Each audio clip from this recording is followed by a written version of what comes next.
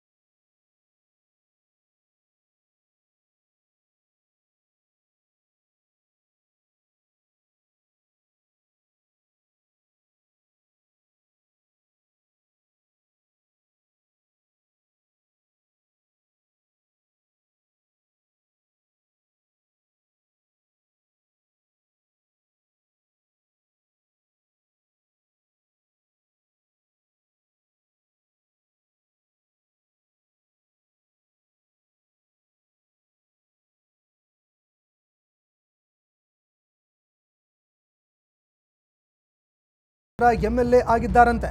ಏನೋ ಕಾಂಗ್ರೆಸ್ ಹಾಗೂ ವಿಜಯೇಂದ್ರನದ್ದು ಹೊಂದಾಣಿಕೆ ರಾಜಕಾರಣ, ಅಂಥವರ ಜೊತೆ ನಾನು ಹೊಂದಾಣಿಕೆ ಆಗೋದಿಲ್ಲ. ಬಿಜೆಪಿಯನ್ನ ಹೊಂದಾಣಿಕೆ ರಾಜಕಾರಣದಿಂದ ಮುಕ್ತ ಮಾಡಬೇಕು. ನಮ್ಮದೇ ಟೀಮ್ ದೊಡ್ಡದಾಗಿ ನಿಷ್ಠಾವಂತ ಬಿಜೆಪಿ ಟೀಮ್ ಆಗತ್ತೆ. ಆಗ ಅನಿಷ್ಟರು ಕುರ್ಚಿ ಖಾಲಿ ಮಾಡಿಕೊಂಡು ಮನೆಗೆ ಹೋಗಬೇಕಾಗತ್ತೆ ಅಂತ ಕಿಡಿಕಾರಿದ್ದಾರೆ. ನೇತೃತ್ವ ಇಲ್ಲಿ ಇಲ್ಲ. ಬಿಜೆಪಿ ಸಾಮೂಹಿಕ ನಾಯಕತ್ವ, ಯಾರು ಬರೋರು ಬರ್ಬೋದು, ಬಿಡೋರು ಬಿಡ್ಬೋದು. ನಾವೆಲ್ಲರೂ ಕೂಡಿ ಮಾಡ್ತೀವಿ. ನಮ್ಮ ಅಜೆಂಡಾ ಏನಪ್ಪ ಅಂದ್ರೆ, ನಾವು ಬಂಡಾಯಗಾರರಲ್ಲ, ನಾವು ಭಿನ್ನಮತೀಯರಲ್ಲ. ನಾವು ಭಾರತೀಯ ಜನತಾ ಪಾರ್ಟಿಯನ್ನು ಹೊಂದಾಣಿಕೆಯ ರಾಜಕಾರಣವನ್ನುವಂಥ ಶಾಪದಿಂದ ಮುಕ್ತ ಮಾಡಿ ನಿಜವಾದಂಥ ಭಾರತೀಯ ಜನತಾ ಪಾರ್ಟಿಯನ್ನು ಕಟ್ಟಬೇಕನ್ನೋಂಥವ್ರು. ದಯವಿಟ್ಟು ಮಾಧ್ಯಮಗಳಿಗೆ ಕೈ ಮುಗಿದು ಕೇಳ್ಕೊತೀನಿ, ಭಿನ್ನಮತೀಯ ಬಂಡಾಯಗಾರ ತನಬೇಡ್ರಿ. ನೀವು ಹಂಗೇನಾರ ಅಂದ್ರೆ ವಿಜೇಂದ್ರ ನಿಮಗೇನೋ ಕೊಟ್ಟಾರತ್ತ ನಾವು ತಿಳ್ಕೊತೀವಿ. ನೀವು ಜಾಗೃತ ಆಗಿ ನಮ್ಮ ಬಂಡಾಯ ಅಂದ್ರೆ ವಿಜೇಂದ್ರ ಏನೋ ಪ್ಯಾಕೇಜ್ ಕೊಟ್ಟಾನ ನಾನು ಓದ್ತೀನಿ. ಅದಕ್ಕೆ ಯಾವ ಮಾಧ್ಯಮದವರು ನಮ್ಮ ಗುಂಪಿಗೆ ಬಂಡಾಯಗಾರ ಅನ್ಬೇಡ್ರಿ. ಪಕ್ಷ SBI ಪಂಜಾಬ್ ನ್ಯಾಷನಲ್ ಬ್ಯಾಂಕ್ ವಿಚಾರವಾಗಿ ಸರ್ಕಾರ ತನ್ನದೇ ನಿರ್ಧಾರ ತೆಗೆದುಕೊಳ್ಳುತ್ತೆ ಅಂತ ಸಿಎಂ ಆರ್ಥಿಕ ಸಲಹೆಗಾರ ಬಸವರಾಜ ರಾಯರೆಡ್ಡಿ ಹೇಳಿಕೆ ಕೊಟ್ಟಿದ್ದಾರೆ. ಆಗಸ್ಟ್ 28ರಂದು 16ನೇ ಹಣಕಾಸಿನ ಆಯೋಗ ರಾಜ್ಯಕ್ಕೆ ಭೇಟಿ ಕೊಡುತ್ತೆ. ಅದಕ್ಕೆ ಏನೆಲ್ಲ ಮಾಹಿತಿ ನೀಡಬೇಕಂತ ಈಗಾಗಲೇ ಚರ್ಚೆ ಆಗಿದೆ. ನಮಗೆ 15ನೇ ಹಣಕಾಸು ಯೋಜನೆಯಲ್ಲಿ ಏನೆಲ್ಲ ಮೋಸವಾಗಿದೆ ಅಂತ ಚರ್ಚೆ ಆಗಿದೆ. ನಮ್ಮ ರಾಜ್ಯಕ್ಕೆ ಆಗಿರುವಂತಹ ಅನ್ಯಾಯಗಳ ಬಗ್ಗೆ ವಿವರಣೆ ನೀಡೋದಕ್ಕೆ ಚರ್ಚೆ ಆಗಿದೆ.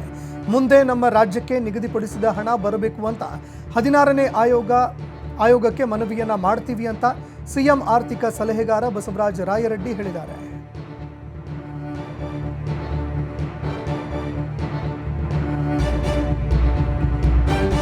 ಅಕ್ರಮವಾಗಿ ಆಂಟಿಬಯೋಟಿಕ್ ಮಾರಾಟವಾಗ್ತಿದೆ ಎಂಬ ಆರೋಪಕ್ಕೆ ಆರೋಗ್ಯ ಸಚಿವ ದಿನೇಶ್ ಗುಂಡೂರಾವ್ ಪ್ರತಿಕ್ರಿಯೆ ಕೊಟ್ಟಿದ್ದಾರೆ.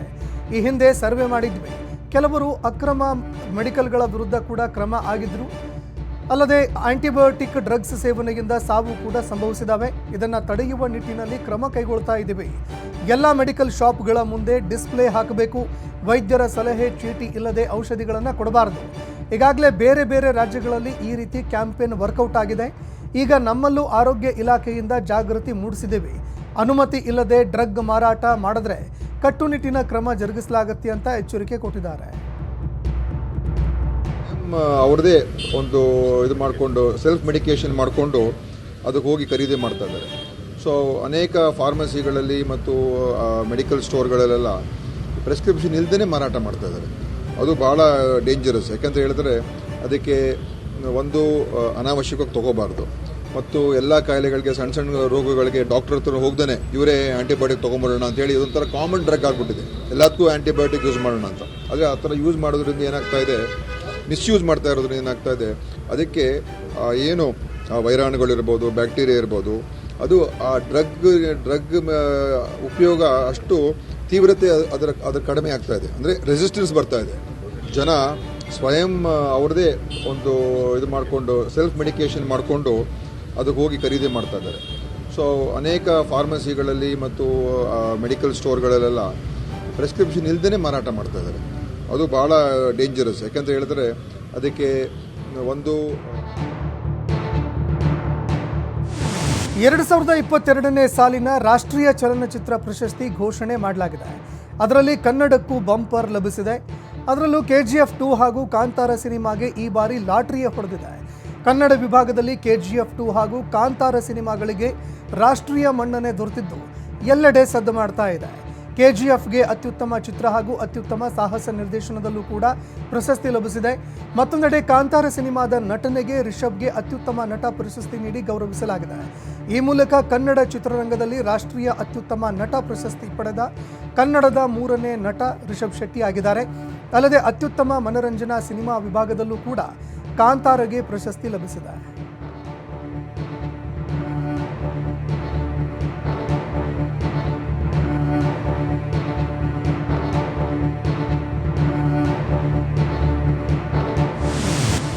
ಉತ್ತರ ಕರ್ನಾಟಕದ ಬಳ್ಳಾರಿ ಬಿಜಾಪುರ ಮೂಲದ ಗುತ್ತಿಗೆದಾರನಿಂದ ಮಂಡ್ಯದ ಮೈ ಶುಗರ್ ಕಾರ್ಖಾನೆಗೆ 2 ಕೋಟಿ ರೂಪಾಯಿ ಪಂಗನಾಮ ಬಿದ್ದಿದೆ.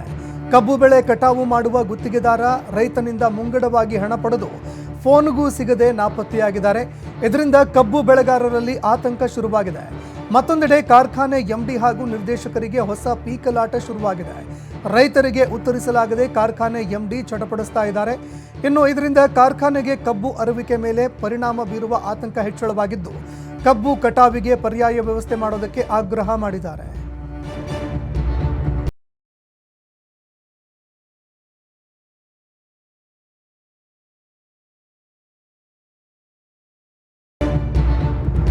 ಬೆಳಗಾವಿಯಲ್ಲಿ ಅಕ್ರಮ ಗೋ ಸಾಗಾಟ ಮಾಡ್ತಿದ್ದ ಕ್ಯಾಂಟರ್ ಚಾಲಕನ ನಿಯಂತ್ರಣ ತಪ್ಪಿ ಪಲ್ಟಿಯಾಗಿದೆ.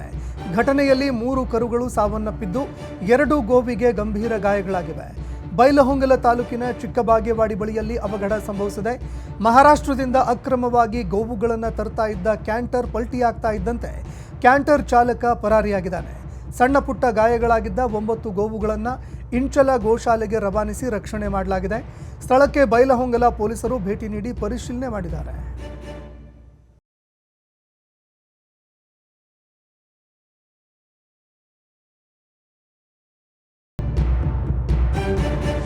ವಿದ್ಯುತ್ ತಗುಲಿ ಸಾವು ಬದುಕಿನ ನಡುವೆ ಹೋರಾಟ ಮಾಡ್ತಿದ್ದ ಮಂಗವೊಂದನ್ನು ಸ್ಥಳೀಯರು ಆರೈಕೆ ಮಾಡಿ ಪ್ರಾಣ ಉಳಿಸಿ ಮಾನವೀಯತೆ ಮೆರೆದಿದ್ದಾರೆ.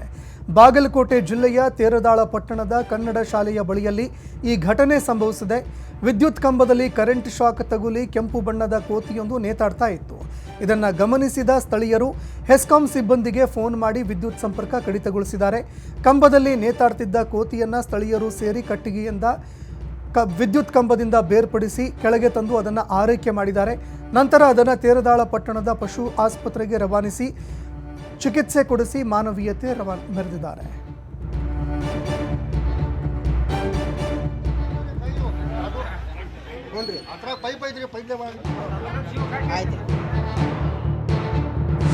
ತುಂಗಭದ್ರಾ ಕ್ರಸ್ಟ್ ಗೇಟ್ ಅಳವಡಿಸುವ ಕಾರ್ಮಿಕರಿಗೆ ಸಚಿವ ಜಮೀರ್ ಅಹಮದ್ ಬಂಪರ್ ಆಫರ್ ಕೊಟ್ಟಿದ್ದಾರೆ. ಸ್ಟಾಪ್ ಲಾಕ್ ಗೇಟ್ ಅಳವಡಿಸುವ ಕಾರ್ಯದಲ್ಲಿ ತೊಡಗಿರುವ ಕಾರ್ಮಿಕರಿಗೆ ವೈಯಕ್ತಿಕವಾಗಿ ತಲಾ 50,000 ಹಣ ನೀಡೋದಾಗಿ ಭರವಸೆ ಕೊಟ್ಟಿದ್ದಾರೆ. ತುಂಗಭದ್ರಾ ಜಲಾಶಯದ 19ನೇ ಕ್ರಸ್ಟ್ ಗೇಟ್ ಕಟ್ಟಾಗಿ ಕೊಚ್ಚಿಕೊಂಡು ಹೋಗಿತ್ತು.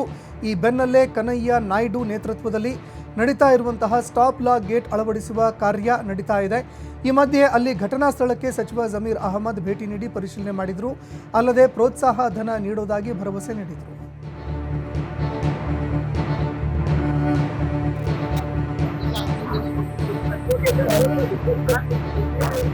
ರಟ್ಟಿಹಳ್ಳಿ ಪಟ್ಟಣದಲ್ಲಿ ತಡರಾತ್ರಿ ಘಟನೆ ಸಂಭವಿಸಿದೆ. ಆಸ್ತಿ ವಿಚಾರವಾಗಿ ಎರಡು ಕುಟುಂಬಗಳಿಂದ ಆಗಾಗ ಪದೇ ಪದೇ ಗಲಾಟೆಯಾಗ್ತಾ ಇತ್ತು.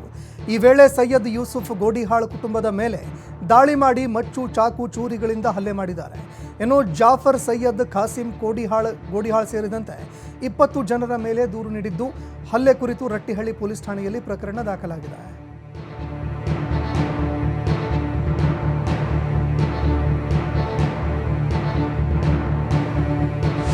ಮಂಗಳೂರು ಹೊರವಲಯದ ಫರಂಗಿಪೇಟೆ ಬಳಿಯಲ್ಲಿ ಖಾಸಗಿ ಬಸ್ ಒಂದು ಪಲ್ಟಿಯಾದ ಘಟನೆ ಸಂಭವಿಸಿದೆ.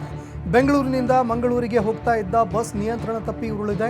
ಚಾಲಕನ ನಿದ್ದೆಯ ಎಡವಟ್ಟಿನಿಂದ ನಿಯಂತ್ರಣ ತಪ್ಪಿ ಪಲ್ಟಿಯಾಗಿರುವ ಸಾಧ್ಯತೆ ಇದೆ ಅಂತ ಹೇಳಲಾಗ್ತಿದ್ದು, ಮೊದಲಿಗೆ ಮರಗಳಿಗೆ ಡಿಕ್ಕಿ ಹೊಡೆದು ಬಳಿಕ ರಸ್ತೆಯ ಪಕ್ಕಕ್ಕೆ ಉರುಳಿ ಬಿದ್ದಿದೆ. ಬಸ್ನಲ್ಲಿ ಇದ್ದ 5-6 ಪ್ರಯಾಣಿಕರಿಗೆ ಗಂಭೀರ ಗಾಯಗಳಾಗಿದ್ದು, ಉಳಿದ ಕೆಲವು ಪ್ರಯಾಣಿಕರಿಗೆ ಸಣ್ಣ ಪುಟ್ಟ ಗಾಯಗಳಾಗಿವೆ.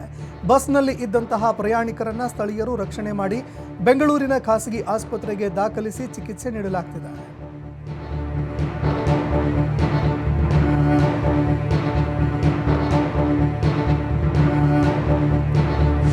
ಹಾಸನ ಜಿಲ್ಲೆ ಸಕಲೇಶಪುರ ತಾಲೂಕಿನ ಆಚಂಗಿ ಹಾಗೂ ದೊಡ್ಡ ಸಾವಿರದ ಬಳಿಯಲ್ಲಿ ಮತ್ತೆ ರೈಲ್ವೆ ಹಳಿ ಮೇಲೆ ಭೂಕುಸಿತ ಉಂಟಾಗಿದೆ. ಇದರಿಂದ ಯಶವಂತಪುರ ಹಾಗೂ ಕಾರವಾರ ರೈಲು ಸಂಚಾರ ಸ್ಥಗಿತವಾಗಿದ್ದು, ಪ್ರಯಾಣಿಕರು ಪರದಾಡುವಂತಹ ಸ್ಥಿತಿ ನಿರ್ಮಾಣವಾಗಿತ್ತು.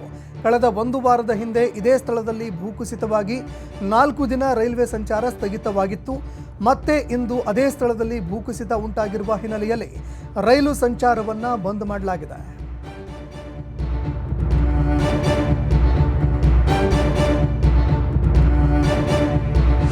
ಬಾಗಲಕೋಟೆ ಮುಧೋಳ ತಾಲೂಕಿನ ವಜ್ಜರಮಟ್ಟಿ ಗ್ರಾಮದಲ್ಲಿ ಮಹಿಳೆಯೊಬ್ಬಳು ಅನುಮಾನಾಸ್ಪದವಾಗಿ ಸಾವನ್ನಪ್ಪಿದ್ದಾಳೆ. 22 ವರ್ಷದ ಮಹಾದೇವಿ ಕಟ್ಟಿಮನಿ ಎಂಬಾಕೆ ಕಳೆದ 4 ತಿಂಗಳ ಹಿಂದೆ ಹೆಬ್ಬಾಳೆಪ್ಪ ಅವರಾದಿ ಎಂಬವರನ್ನ ಮದುವೆಯಾಗಿದ್ರು. ಗಂಡ ಹೆಬ್ಬಾಳೆಪ್ಪ ಪತ್ನಿ ಮೇಲೆ ಅನುಮಾನ ಪಡ್ತಾ ಇದ್ದ ಅಂತ ಮೃತ ಮಹಾದೇವಿ ಕುಟುಂಬಸ್ಥರು ಆರೋಪ ಮಾಡಿದ್ದಾರೆ. ಇನ್ನು ಬೈಕ್ನಿಂದ ಮಹಾದೇವಿ ಕೆಳಗೆ ಬಿದ್ದು ಆಸ್ಪತ್ರೆಗೆ ದಾಖಲಾಗಿರೋದಾಗಿ ಗಂಡ ಹೆಬ್ಬಾಳೆಪ್ಪ ಹೇಳಿಕೊಂಡಿದ್ದ.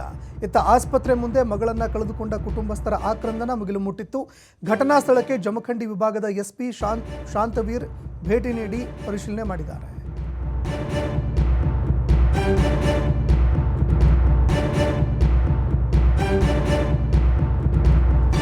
ಕಾಲು ಜಾರಿ ಕೆಳಗೆ ಬಿದ್ದು ರೈತ ಸಾವನ್ನಪ್ಪಿರುವಂತಹ ಘಟನೆ ಮಂಡ್ಯ ಜಿಲ್ಲೆ ಹನಕೆರೆ ಗ್ರಾಮದಲ್ಲಿ ನಡೆದಿದೆ. ಹನಕೆರೆಯಲ್ಲಿ ಕಾಲು ತೊಳೆಯಲು ಇಳಿದಿದ್ದಂತಹ ವೇಳೆಯಲ್ಲಿ ಕಾಲು ಜಾರು ಬಿದ್ದು ಅವಘಡ ಸಂಭವಿಸಿದೆ. ಮೃತ ರೈತನನ್ನ HS ಅನಿಲ್ ಅಂತ ಹೇಳಲಾಗಿದೆ. ಗದ್ದೆಯಲ್ಲಿ ಭತ್ತದ ನಾಟಿ ಮಾಡೋದಕ್ಕೆ ಭೂಮಿ ಹದಗೊಳಿಸಿ ಮನೆಗೆ ತೆರಳುವಾಗ ಕೈ ಕಾಲು ತೊಳೆಯೋದಕ್ಕೆ ಅಂತ ಕೆರೆಗೆ ಇಳಿದಿದ್ರು. ಈ ವೇಳೆ ನೀರಿನಲ್ಲಿ ಮುಳುಗಿ ಸಾವನ್ನಪ್ಪಿದ್ದಾರೆ. ಇನ್ನು ಮೃತದೇಹವನ್ನು ಅಗ್ನಿಶಾಮಕ ದಳದ ಸಿಬ್ಬಂದಿ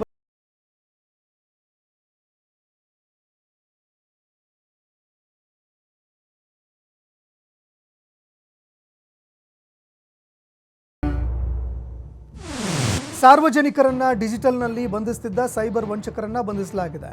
ದುಬೈ ಮೂಲದ ವ್ಯಕ್ತಿ ಸೇರಿ 5ರನ್ನ CID ಪೊಲೀಸರು ಬಂಧಿಸಿದ್ದು, ಅವರನ್ನ ದುಬೈನ ಯೂಸುಫ್ ಸೇಠ್, ಬೆಂಗಳೂರಿನ ಮೊಹಮ್ಮದ್ ಶಾಕಿರ್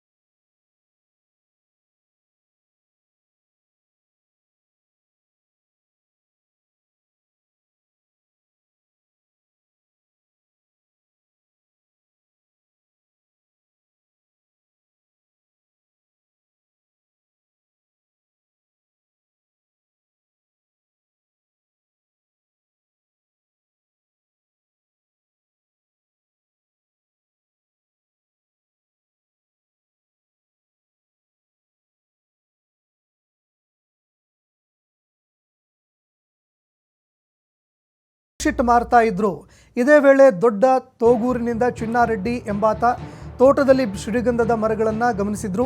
ಬಳಿಕ ಪ್ಲಾನ್ ಮಾಡಿ ರಾತ್ರೋರಾತ್ರಿ ಬಂದು ಶ್ರೀಗಂಧದ ಮರಗಳನ್ನು ಕಡಿದು ಪರಾರಿಯಾಗಿದ್ರು. ನಂತರ ಶ್ರೀಗಂಧ ಮರವನ್ನು ಸಣ್ಣ ತುಂಡುಗಳನ್ನಾಗಿ ಹಾಸನದ ವ್ಯಾಪಾರಿಯೊಬ್ಬರಿಗೆ 60,000 ರೂಪಾಯಿಗೆ ಮಾರಾಟ ಮಾಡಿದ್ರು. ಘಟನೆ ಹಿನ್ನೆಲೆ ಎಲೆಕ್ಟ್ರಾನಿಕ್ ಸಿಟಿ ಪೊಲೀಸರು ಆರೋಪಿಗಳನ್ನು ಬಂಧಿಸಿದ್ದಾರೆ.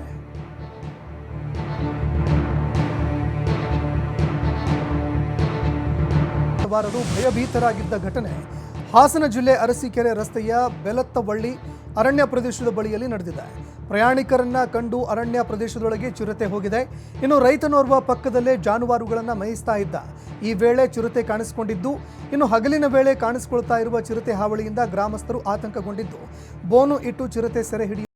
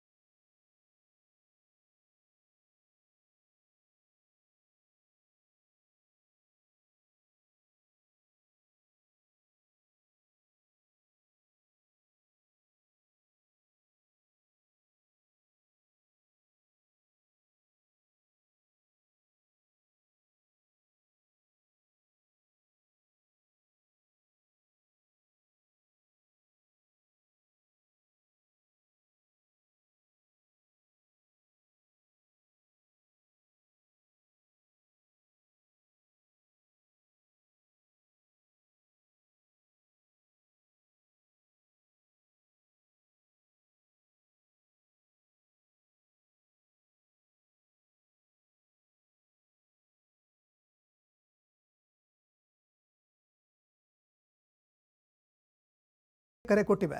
ಬಂದ್ ಸಮಯದಲ್ಲಿ ಹೊರ ರೋಗಿ ವಿಭಾಗ ಹಾಗೂ ಸಾಮಾನ್ಯ ಶಸ್ತ್ರಚಿಕಿತ್ಸೆಗಳನ್ನು ನಡೆಸಲಾಗುವುದಿಲ್ಲ.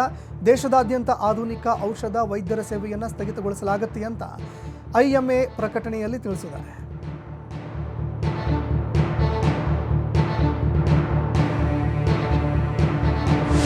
ದೇಶದಲ್ಲಿ ಜಾತ್ಯತೀತ ನಾಗರಿಕ ಸಂಹಿತೆ ಜಾರಿಗೊಳಿಸುವ ಅಗತ್ಯ ಇದೆ. ಈಗ ಇರುವ ನಾಗರಿಕ ಸಂಹಿತೆ ಕೋಮುವಾದಿ ಮತ್ತು ತಾರತಮ್ಯ ಸ್ವರೂಪದಿಂದ ಕೂಡಿದೆ ಎಂಬ ಪ್ರಧಾನಿ ಮೋದಿ ಹೇಳಿಕೆಗೆ ಕಾಂಗ್ರೆಸ್ ತೀವ್ರವಾಗಿ ಆಕ್ಷೇಪ ವ್ಯಕ್ತಪಡಿಸಿದೆ. ಇದು ಸಂವಿಧಾನ ಶಿಲ್ಪಿ ಡಾಕ್ಟರ್ BR ಅಂಬೇಡ್ಕರ್ ಅವರಿಗೆ ಮಾಡಿರುವ ದೊಡ್ಡ ಅಪಮಾನ ಅಂತ ಕಾಂಗ್ರೆಸ್ ನಾಯಕ ಜೈರಾಮ್ ರಮೇಶ್ ಆಕ್ರೋಶ ವ್ಯಕ್ತಪಡಿಸಿದ್ದಾರೆ.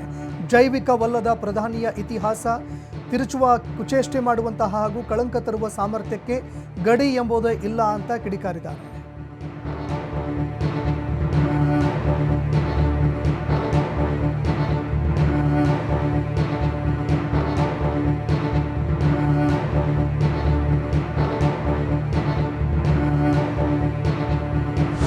ಕೋಲ್ಕತ್ತಾದ ಆರ್ಜಿಕರ್ ವೈದ್ಯಕೀಯ ಕಾಲೇಜು ಮತ್ತು ಆಸ್ಪತ್ರೆಯಲ್ಲಿ ಇತ್ತೀಚೆಗೆ ನಡೆದ ವಿಧ್ವಂಸಕ ಕೃತ್ಯದ ಬಗ್ಗೆ ಕೋಲ್ಕತ್ತಾ ಹೈಕೋರ್ಟ್ ಕಳವಳ ವ್ಯಕ್ತಪಡಿಸಿದೆ.